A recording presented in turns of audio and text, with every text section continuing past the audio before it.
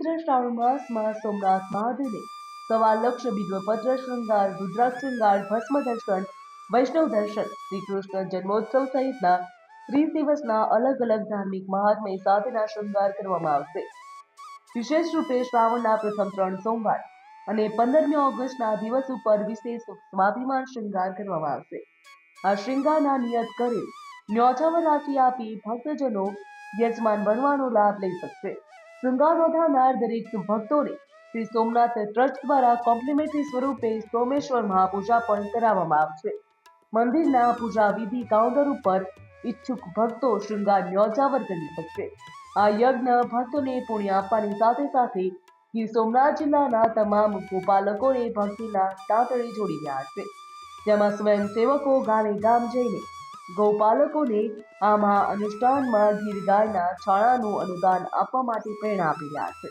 શ્રાવણ માસ દરમિયાન આવતા ભક્તોને ભોજન, ભક્તિ અને પૂજા વિધિનો લાભ મળે એ માટે ટ્રસ્ટ દ્વારા, ટ્રસ્ટની ટીમ દ્વારા શરૂઆતથી પ્લાનિંગ કરી અને વ્યવસ્થા ગોઠવવામાં આવી છે. ખાસ કરીને 13 ઓગસ્ટથી લઈને 11 સપ્ટેમ્બરે જ્યારે શ્રાવણ મહિનાની પૂર્ણાવતિ થાય ત્યારે શ્રાવણ માસ દરમિયાન ભક્તો ભગવાનના રોજે રોજના શિંગારની પૂજા વિધિનો લાભ ટ્રસ્ટની વેબસાઇટ પરથી ઓનલાઈન પૂજા બુક કરાવીને કરી શકશે.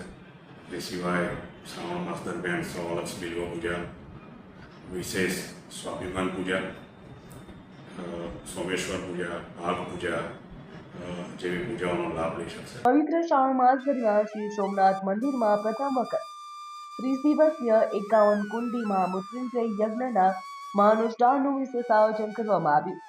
સોમનાથ આવનારા ભાવિ ભક્તો ભગવાન ચંદ્ર દ્વારા મહામૃત્યુંજય મંત્રોથી સિદ્ધ થયેલા ભૂમિ ઉપર યજ્ઞ પૂર્ણ અર્જન કરી શકે છે. તેના માટે વિશેષ રૂપે આ મહામૃત્યુંજય યજ્ઞનું આયોજન કરવામાં આવ્યું. આ યજ્ઞમાં કોઈ પણ ભક્ત જોડાઈ શકે છે અને યજ્ઞનો લાભ લઈ શકે છે. તેના માટે વિશેષ વ્યવસ્થા પણ ઊભી કરવામાં આવી.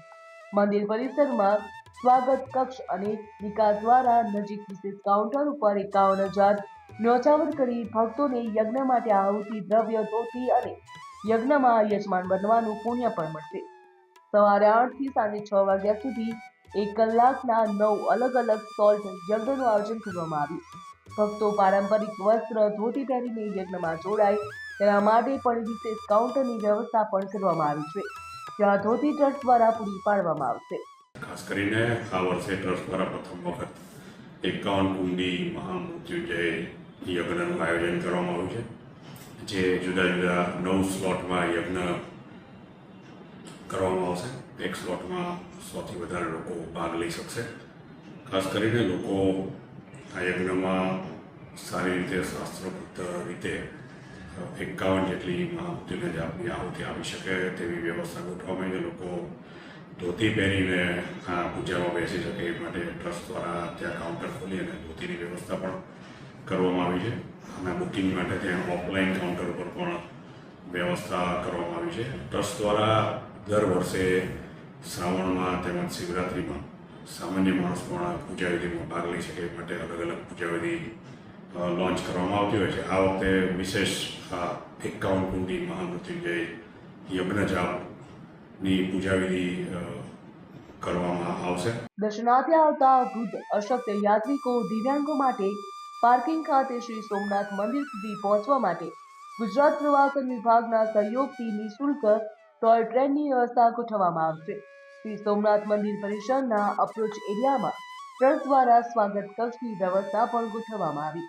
મોટા અક્ષરે સ્વાગત કક્ષ લખેલા સફેદ ટેન્ટમાં વૃદ્ધો તેમજ દિવ્યાંગો માટે વ્હીલચેર, મંદિરમાં ચાલનારી ગોલ્ફ કાર્ટ માટે સિનિયર સિટીઝન અને દિવ્યાંગો માટે નિઃશુલ્ક ટિકિટ તેમજ વિશેષ જરૂરિયાત હોય તેવા યાત્રિકો માટે પણ સહાયક ગોઠવવામાં આવ્યા છે. ખાસ કરીને શ્રાવણ માસ દરમિયાન બહારથી આવતા યાત્રિકોને પણ સારી સુવિધા, પાર્કિંગ, ભોજન જેવી વ્યવસ્થા, પૂજા વિધિ, પ્રસાદ કાઉન્ટર, ક્લોક રૂમ, શૂ હાઉસ ને પણ બમણી કરવામાં આવી છે, જેથી કરીને લોકોને સુવિધા મળી રહે. વિશેષ કરીને જે સિનિયર સિટીઝન છે એમના માટે એક વિશેષ સ્વાગત કક્ષની વ્યવસ્થા ગોઠવવામાં આવી છે. ત્યાં સંપર્ક કરવાથી સિનિયર સિટીઝન માટે ટ્રસ્ટ દ્વારા વિનામૂલ્યે ગોલ્ફ કાર્ટની પણ વ્યવસ્થા કરવામાં આવી છે અને એની દર્શન સારી રીતે થાય એવી વ્યવસ્થા ટ્રસ્ટ દ્વારા ગોઠવી છે. તેવી જ રીતના ટ્રસ્ટના પાર્કિંગથી લઈ અને મંદિર સુધી ગુજરાત ટુરિઝમ વિભાગના સહયોગથી એક ટોય ટ્રેન મૂકવામાં આવી છે અને ટોય ટ્રેન દ્વારા પાર્કિંગથી લઈ મંદિર સુધી, મંદિરથી લઈ પાર્કિંગ સુધી વિનામૂલ્યે આ વ્યવસ્થા ગોઠવવામાં આવી છે. પ્રતિવર્ષ શ્રાવણ માસ દરમિયાન લાખોની સંખ્યામાં વધુ શ્રદ્ધાળુઓ સોમનાથ મહાદેવના દર્શનાર્થે પધારતા હોય છે અને દર વર્ષે યાત્રિકો માટે મોટી સંખ્યામાં વૃદ્ધિ જોઈને આ વર્ષે પણ ભૂતકાળના તમામ શ્રાવણ કરતા વધુ શ્રદ્ધાળુઓ સોમનાથ મહાદેવના દર્શને પધારવાનો અંદાજો લગાવવામાં આવ્યો. ત્યારે શ્રી સોમનાથ ટ્રસ્ટ દ્વારા શ્રાવણ માસને લઈને વિશેષ તૈયારીઓ કરવામાં આવી રહી છે, તો સુરક્ષા વ્યવસ્થા સુચારુ રૂપે કરવામાં આવશે. બ્યુરો રિપોર્ટ, ગ્રોથ નાવ ન્યૂઝ.